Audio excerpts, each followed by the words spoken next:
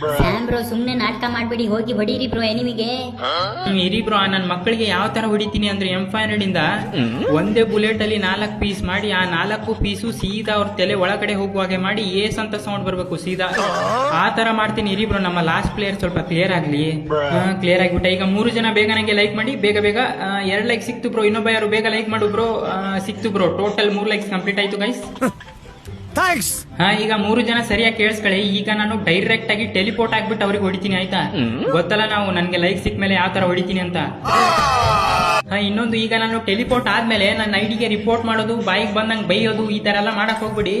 ಇದೆ, ಇಲ್ಲೊಂದು ಸಮಸ್ಯೆ ಖಂಡಿತ ಇದೆ. ಹಾಗೆ ಈ ರೀಲ್ ನೋಡ್ತಾ ಇರೋರು ನೀವೇನಾದ್ರೂ ಓಲ್ಡ್ ಪ್ಲೇಯರ್ ಆಗಿದ್ರೆ ಮಾತ್ರ ಈ ಟೆಲಿಪೋರ್ಟೇಷನ್ ಟ್ರಿಕ್ ಬಗ್ಗೆ ಅರ್ಥ ಆಗುತ್ತೆ, ಇಲ್ಲ ಅಂದ್ರೆ ಅರ್ಥ ಆಗೋದಿಲ್ಲ, ಆಯ್ತಾ? ಹಾಗೆ ನಿಮ್ ಫ್ರೆಂಡ್ಸ್ ಯಾರಾದ್ರೂ ಓಲ್ಡ್ ಪ್ಲೇಯರ್ ಆಗಿದ್ರೆ ಈ ರೀಲ್ ಅವ್ರಿಗೆ ಇವಾಗಲೇ ಶೇರ್ ಮಾಡಿ ಗೈಸ್.